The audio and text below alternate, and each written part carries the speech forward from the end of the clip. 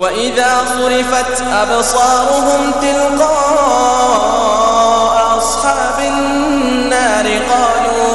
قالوا ربنا لا تجعلنا مع القوم الظالمين. ونادى أصحاب الأعراف رجالا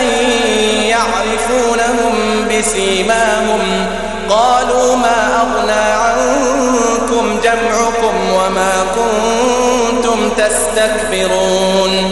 أهؤلاء الذين أقسمتم لا ينالهم الله برحمة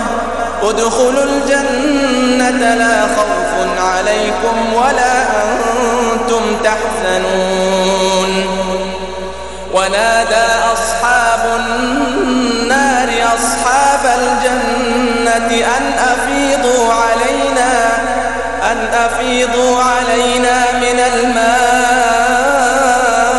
أو مما رزقكم الله قالوا إن الله حرمهما على الكافرين الذين اتخذوا دينهم لهوا ولعبا وغرتهم الحياة الدنيا فاليوم ننساهم